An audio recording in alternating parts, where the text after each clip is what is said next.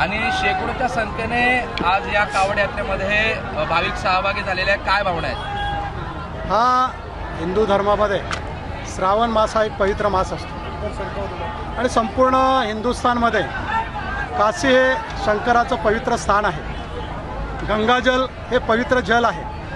या हिंदूंच्या भावना आहेत. या भावनेचा आदर करून गेले अनेक वर्ष तीर्थक्षेत्र काशी येथून गंगाजल आणून त्या संपूर्ण चांदिवलीमध्ये सर्व भक्तांना एकत्र करून प्रत्येक मंदिरामध्ये शंकर मंदिरामध्ये जलाभिषेक केला जातो आणि त्याच माध्यमातून एक कावड यात्रा आयोजित केली जाते. आज या ठिकाणी सर्व भाविकांना हजारो भाविक या ठिकाणी सहभागी झालेले आहेत. त्यांची श्रद्धा, त्यांची भक्ती, त्यांची भगवी ताकद, सनातन धर्माचा भगवा ध्वज लेऊन भगवान शंकराच्या चरणावरती नतमस्तक होण्यासाठी, आपली भक्ती शंकराच्या चरणावरती ठेवण्यासाठी भाविक या ठिकाणी एकत्र झालेले आहेत. प्रांतिक वाद राज्यामध्ये मोठ्या प्रमाणात पाहायला मिळतोय, भाषिक वाद पाहायला मिळतोय आणि दुसरीकडे शिवसेना उत्तर भारतीयांना घेऊन ही कावड यात्रा काढते म्हणून देखील टीका होते. कसं पाहता याकडे? टीका कोण करतंय याची पर्वा नाही आहे. आम्ही सनातन धर्माचा भगवा ध्वज घेतलेला आहे. आम्ही हिंदुत्वाचा जागर आणि हिंदुत्वाचा प्रसार करण्याचं काम हातामध्ये घेतलेलं आहे.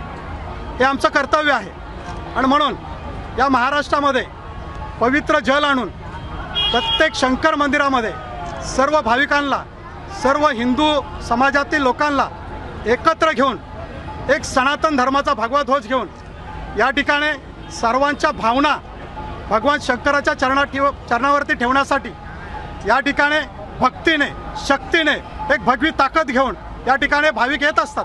भगवी ताकद म्हणताय मग, पण उत्तर भारतीयांच्या मतांवर डोळा असल्यामुळेच या कावड यात्रा काढल्या जातात असा देखील आरोप होतो. कोण आरोप करतंय त्यांना कावीळ झालेले असेल, परंतु आमच्या मनामध्ये, आमच्या हृदयामधून भगवान शंकराची पूजा, श्रावण मास हा पवित्र मास आहे. आमच्या हृदयामध्ये भगवान प्रभू रामचंद्राचा धनुष्यबाण आणि सनातन धर्माचा भगवा ध्वज ही आमची श्रद्धा आहे, ही आमची भक्ती आहे. आणि या सनातन धर्माचा भगवा ध्वज घेऊन, प्रभू रामचंद्राचा धनुष्यबाण घेऊन ही भगवी ताकद भगवान शंकराच्या चरणावरती नतमस्तक होण्यासाठी आलेले आहे. एबीपी माझा, उघडा डोळे बघा नीट.